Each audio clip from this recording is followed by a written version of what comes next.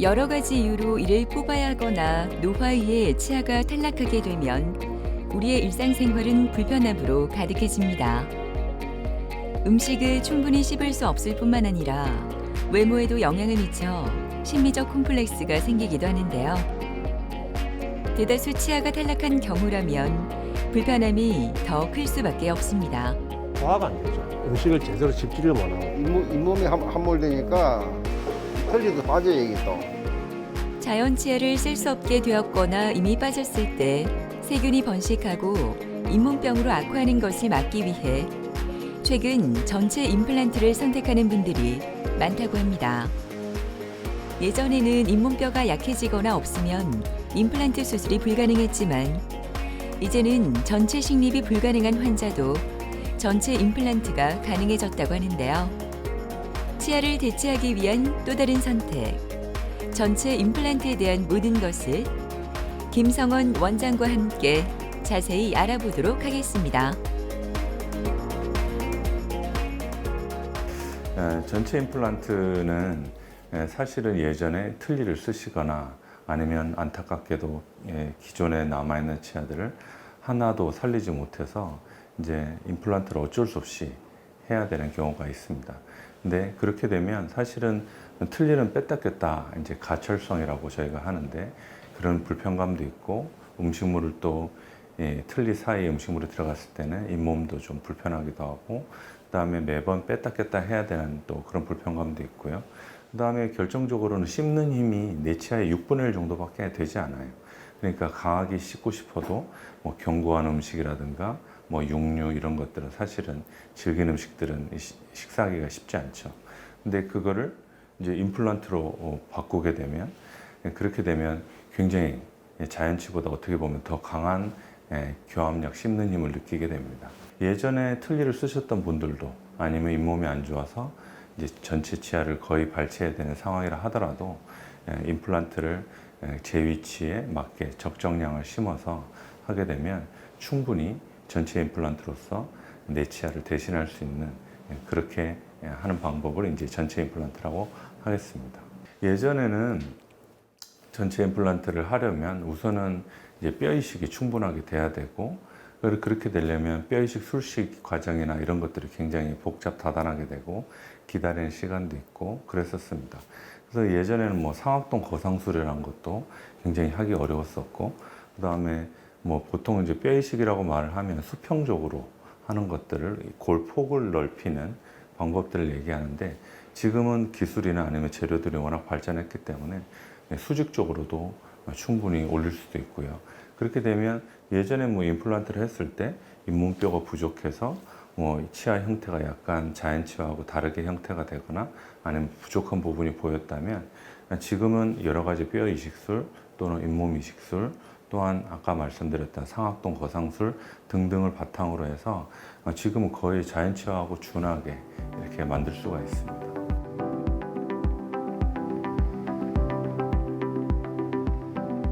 한 주가 끝나가는 금요일은 마음이 훨씬 여유로워지는 느낌이 드는데요.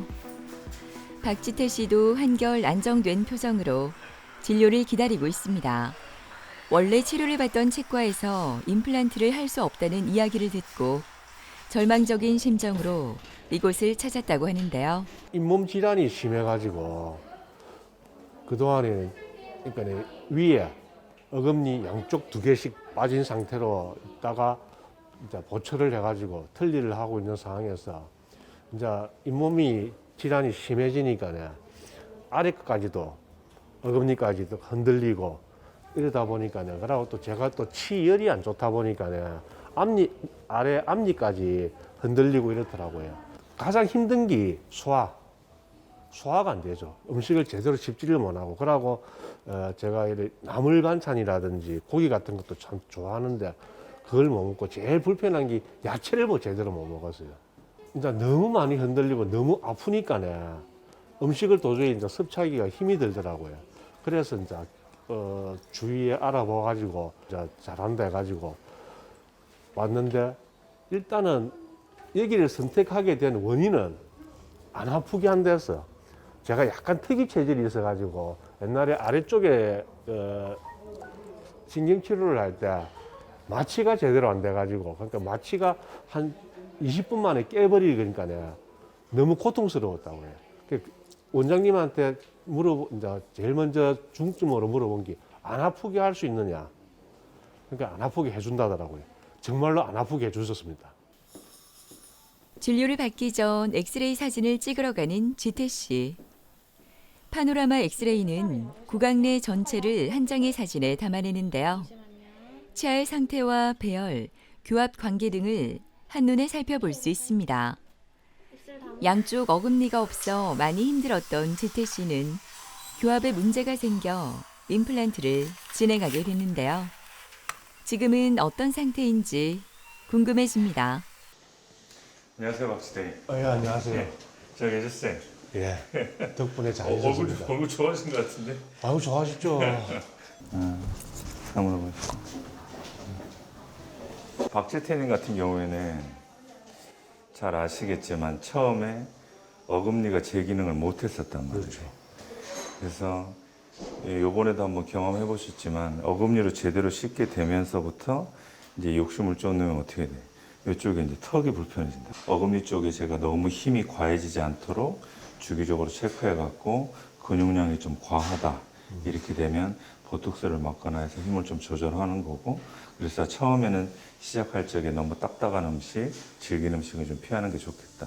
이유는 이제까지 어금니를 제대로 지금처럼 써본 적이 없거든. 그렇죠. 예, 그렇기 때문에 그 부분에 대해서는 저희가 치아 맞물림도 주기적으로 체크할 거고, 중간에 쓰시다가 문제점이 있거나 하신 건 언제든지 연락 주고 오시고, 지금처럼 잘 지내시면 좋겠습니다. 예, 감사합니다. 네, 고맙습니다. 예. 박지태 환자분은 사실 잇몸도 많이 안 좋으셨고, 이제 50대시니까요. 근데 제일 중요한 거는 어금니 쪽에 제대로 기능을 못 했어요. 그래서 사진을 보시면 아시겠지만, 지금 위에 턱이 아래 턱을 완전히 덮어버려요. 그래서 치아가 닿는 게 앞니 쪽이 조금만 닿고, 어금니 쪽에는 하나도 안 닿는 상황이었죠. 그래서 환자분이 제일 고민하셨던 거는 제대로 씻고 싶다.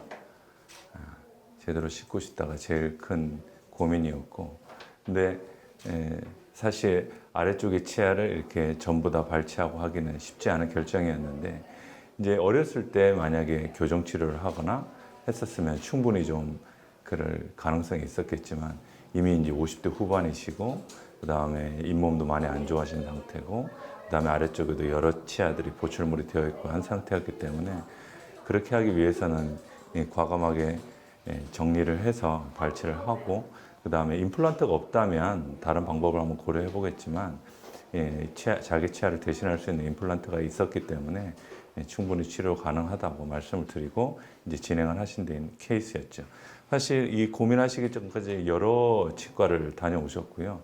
아, 힘들다, 어렵다 이런 말씀 많이 들으셨는데, 저희 치과에 오셔갖고 아주 적절한 치료 받으셨습니다. 그래서 이 방사선 사진에서 보시는 것처럼 안으로 들어가 있던 아래 치아, 그 다음에 잇몸에 안 좋은 치아들, 그 다음에 이미 변형이 된 치아들은 발치를 다 이제 진행을 했고요. 오른쪽 양쪽으로는, 오른쪽 왼쪽 위쪽의 양쪽으로는 보시는 것처럼 뼈가 굉장히 없었기 때문에 상악동 보상술을 동반한 임플란트 수술을 시행했고, 그 다음에 앞니 쪽에서도 사실 앞니만 부딪혔었기 때문에 그 부분에 대해서 저희가 잇몸에 안 좋은 부분은 이제 발치를 하고 이제 브릿지 치료를 해갖고 신미성까지 확보한 케이스입니다. 사실 보시면 아시겠지만 거의 모든 치아에 대해서 손을 댔고요. 지금은 굉장히 안정적으로 잘 쓰고 계십니다. 미용적으로, 미관적으로 봤을 때 치아가 고르니까요. 전에는 제가 치열이 고르지 않아가지고 항상 이래 좀 수축되는 그런 대화를 할 때, 그리고 또 제 직업상, 직업이 제가 또 애들 가르치는 직업이다 보니까요. 항상 거기에 대한 일에 좀 콤플렉스가 있었는데, 지금은 뭐, 지금 저 학원 같은 경우는 마스크를 벗으니까요. 뭐, 아예 발안식으로 자랑하듯이 그렇게 할 수도 있고, 그러고 일상생활에서 그런 것도 있고, 그 다음에 가장 좋은 게 먹는 게 즐겁습니다. 그동안에는 사실은 이래 우리가 뭐 고기를 먹는다든지 하면은 대충 씹어가지고 능구다 보니까요. 그러니까 항상 소화불량이 걸렸었죠. 근데 그런 게 없어지고, 먹는 게 즐겁고, 뭐, 요새 경기가 어려워서 그렇지, 경기만 좋으면 항상 먹으러 가자면 좋아. 저는 한정입니다. 큰 돈 들이고 했으니까 계속 예방 그걸 하면서 오래오래 사용할 수 있는 그게 제일 좋겠죠. 뭐 끝났다 해가지고 내몰라라 해가지고 이제 다 끝났다 해가지고 또 방치하다가 나중에 돼가지고 다시 또 고통을 그런 또 다 해야 하는 그런 상황이 오지 않도록 그렇게 만들어야지. 그러니까 여기서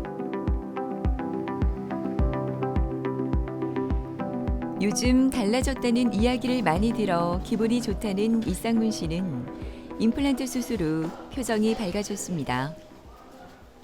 다른 병원에서 임플란트 수술 후 다시 나빠져 재수술이 필요했다고 하는데요. 그때를 생각하면 아직도 아찔한 기분이 듭니다. 뭐 스트레스 받으니 자동적으로 빠지대요. 자동적으로 이가 빠지고 음식 먹는데 지장이 좀 많대요. 일을 이제 하기 위해 타 병원을 갔다가 한 2군데 정도 다녔습니다. 다니고 그 병원에서 치료가 안 된다 하기에 이제 뭐 여러 소문 끝에 인터넷도 찾아보고 요 병원이 잘한다 해서 왔습니다. 뭐 이빨하고 한 이후에는 일상생활도 좋고 밥 먹는 것도 좋고 뭐 여러 가지 좋습니다. 그리고 밥도 잘 먹고 하니까 가족들도 좋아하고.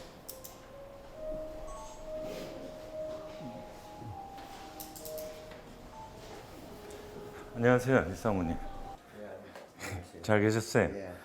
오늘 그간에 잘 쓰고 계신지 한 번 더 보고요. 제가 앞으로 주의사항 어떤 게 있는지 좀 알려드릴 테니까 한번 그거 같이 한번 보도록 하겠습니다. 예, 뒤로 한번 기대해 보실게요.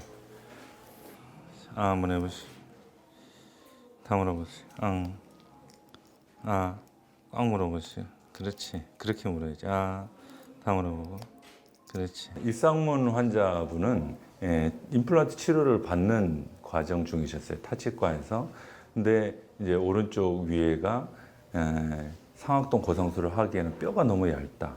종이장처럼 얇기 때문에 사실은 그렇게 되면 실패할 경우에 위험 부담도 있고, 그다음에 보통 제가 어금니 쪽에 임플란트 심을 때는 11.5mm 정도의 임플란트를 심는데 길이가요. 그러면 1mm 정도밖에 안 되는 뼈 위에 11.5를 심으면 내 뼈는 1mm만 되고 나머지 10mm 이상은 이제 이식한 뼈에 임플란트가 담기게 되니까 그게 안정성을 확보하기가 굉장히 쉽지 않거든요.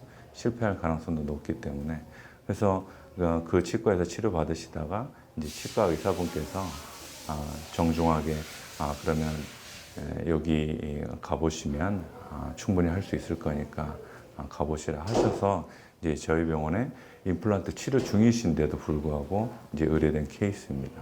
지금 초진 사진에서 보시는 것처럼 타치과에서 임플란트는 아래쪽에 2개, 그 다음에 왼쪽 아래에는 3개, 왼쪽 위에는 4개의 임플란트가 심겨져 있었어요. 근데 보시는 것처럼 오른쪽 위에 이 부위가 너무 얇잖아요. 그죠? 요 위에는 이제 공기주머니 해당되고. 그러니까 왼쪽은 어떻게 하셨으나 이제 오른쪽 하기가 너무 위험 부담이 컸던 거죠. 그리고 장기간 이렇게 지내시다 보니까 한쪽만 식사하시니까 또 임플란트도 하나는 안 좋아지는 상태였고. 그래서 제가 한 것은 상악동 거상수를 동반한 인대 임플란트 식립을 오른쪽 위를 하고, 그 다음에 앞니 부위에도 이제 신미성을 위해서 임플란트를 식립하고요. 그 다음에 왼쪽 위에 아까 말씀드렸던 안 좋아지는 임플란트는 이제 제거를 한 상태였던 거죠. 그 치료 과정을 통해서 충분히 어금니 쪽에 이제 임플란트를 심을 수 있게 됐고요. 그 다음에 앞니 쪽에도 임플란트를 심어서 과거에 장기간 썼던 틀니 사용을 이제 지금은 안 하시게 된 겁니다. 전체 임플란트는 여러 과정을 거치게 되는데요. 파노라마와 CT를 찍고 그 영상을 분석해 환자별 맞춤 치료 계획을 수립하고 그 결과를 바탕으로 컴퓨터 모의 수술을 한 번 더 거쳐 체계화된 준비를 합니다.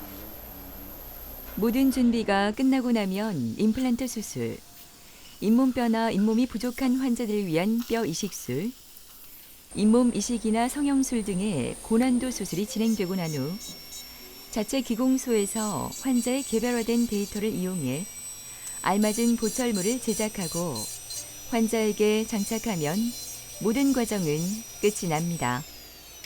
우선적으로 기능적으로 최대로 좀 회복할 수 있게끔. 그래서 틀니는 씹는 힘이 내 치아나 임플란트에 비해서 한 6분의 1 정도밖에 안 됩니다. 그러니까 그것 가지고는 뭐 견고한 뭐 약간 질긴 고기나 이런 거는 못 드시게 되는 거죠.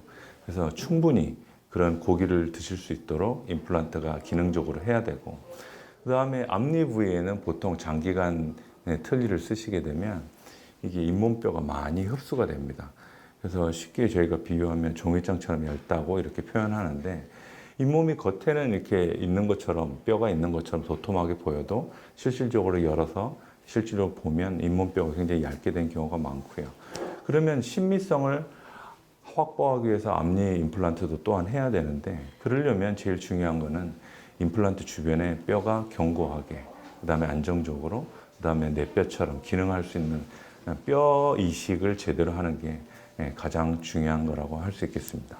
사모님 보시면 아시지만 저희 치과에 오셨을 때는 사실은 오른쪽에 많이 안 좋았었던 자리잖아요, 그죠? 예.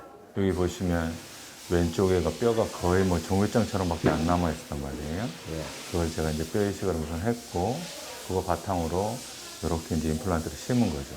그래서 제가 제일 우려됐던 게 뭐냐면, 여기 내 뼈가 1mm 정도밖에 없으니까 나머지는 전부 다 제가 이식한 뼈라서 여기에 이제 과도한 힘이 가해져서 임플란트 안정성이 떨어질까봐 그게 제일 우려됐는데, 그래도 지금 뭐 이상무님 저희가 말씀드린 대로 잘 쓰고 계셔갖고 아주 상태가 좋아요. 옛날 사진을 보니까 임플란트를 한 게 참 행복하고 잘한 것 같습니다. 원장님 뭐 말씀대로 앞으로 예방 관리를 잘 받아 오랫동안 행복하게 잘 쓰겠습니다.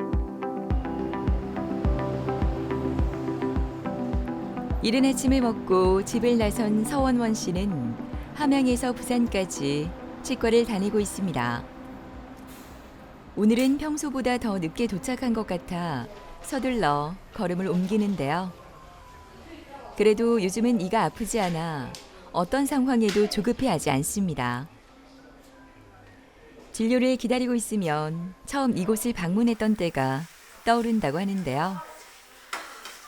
절망적인 심정으로 이곳을 찾았던 그때를 생각하면 마음이 아려옵니다. 당뇨가 있어가지고 거의 그냥 자연 발치 다 빠졌어요. 빠지고 잇몸이 또 함몰돼가지고 털리도 못한 상태에서 털리 했다가도 이게 잇몸이 함몰되니까 이 털리도 빠져요. 이게 또 잇몸 자체가 없으니까 일은 해야 되고 먹지는 못하고 뭐 죽 같은 거 먹어야 되고, 그러니까 이게 엄청 힘들었죠. 힘들고 아예 포기한 상태였죠. 잇몸이 없어가지고 안 되니까.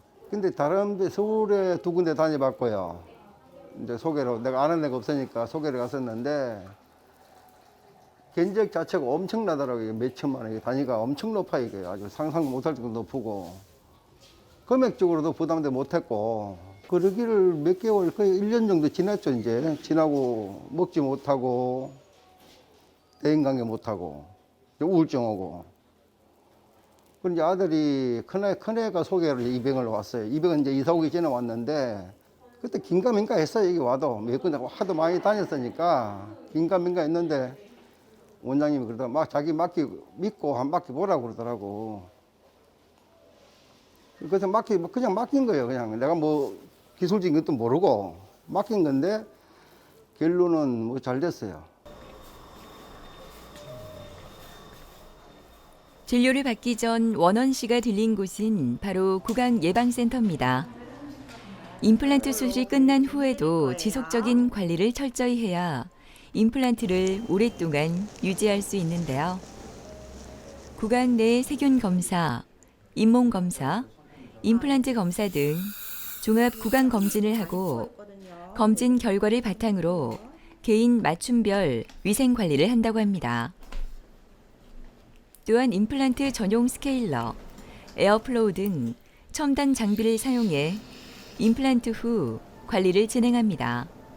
그 서원님께서는 우선은 앞니 쪽에 지금 보시는 것처럼 송곳니 부위는 좀 튼튼하게 어느 정도 남아 있기 때문에 안 좋은 잇몸 부위 치아들은 다 발갈을 하고, 그다음에 송곳니를 기준으로 해서 앞니에는 고정식 보철물을 해주고요.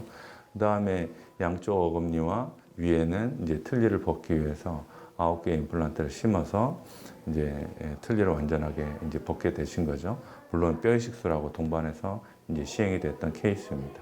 다시 한번 해보시고 다시 꽉 한번 물어보세요. 지금 원원 씨는 치아 교합을 점검하는 검사를 받고 있습니다. 디지털 장비를 사용해 전체 교합의 강도를 한눈에 살펴볼 수 있는데요. 어느 부분에 힘이 더 가해지는지, 골고루 힘이 분산되어 교합이 잘 이루어지는지 확인해 치료를 진행하게 됩니다.